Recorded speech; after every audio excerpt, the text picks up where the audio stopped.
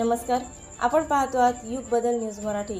हिंदू ज्ञानपीठच्या संचालकांनी शाळा बंद या निर्णयाच्या विरोधात पालक वर्ग व महाराष्ट्र नवनिर्माण सेना अकोला यांचे साखळी उपोषण करण्याचे उद्देश शाळा पूर्वीप्रमाणे सुरू करावी, फी थकबाकी असल्यास कुठलाच विद्यार्थी हा शिक्षणापासून व परीक्षापासून वंचित राहू नये, हिंदू ज्ञानपीठ स्कूलचे नियमानुसार ऑडिट होणे, थकबाकी असलेल्या फीमध्ये सवलत देणे, पालक समिती गठीत करणे, थकीत असलेल्या फीवर दंड माफ करणे, शिक्षकांचे व कर्मचाऱ्यांचे पगार वेळेवर देणे अशा विविध मागण्यांकरिता आज दिनांक 6 जून 2024 रोजी हिंदू ज्ञानपीठ शाळासमोर साखळी उपोषण करण्यात आले।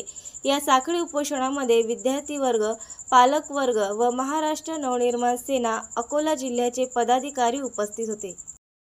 हिंदू ज्ञानपीठ शाळेचं जे प्रकरण सुरू आहे त्या संदर्भात आम्ही कलेक्टर साहेबांना निवेदन दिलं, पाटेकर मॅडम शिक्षणाधिकारी त्यांना निवेदन दिलं, प्राथमिक शिक्षणाधिकारी पवार त्यांना निवेदन दिलं, कंप्लेंट दिली, मात्र कुठूनच कारवाई झाली नाही। पाटेकर मॅडम व शिक्षणाधिकारी पवार साहेब यांच्याकडून कुठलीच कारवाई या शाळेवर करण्यात आलेली नाही आहे। हे 100% सांगतो। हे दोघंही अधिकारी या शाळेच्या संचालकांसोबत मॅनेज आहे। आता शेवटी आज हे विद्यार्थी पाहत असतात, हे लहान लहान विद्यार्थी स्वतः उपोषणाला बसलेले आहेत, त्यांचे पालकवर्ग आहे व आम्ही महाराष्ट्र नवनिर्माण सेनेच्या वतीने आज इथे आम्ही साखळी उपोषण केलेलं आहे।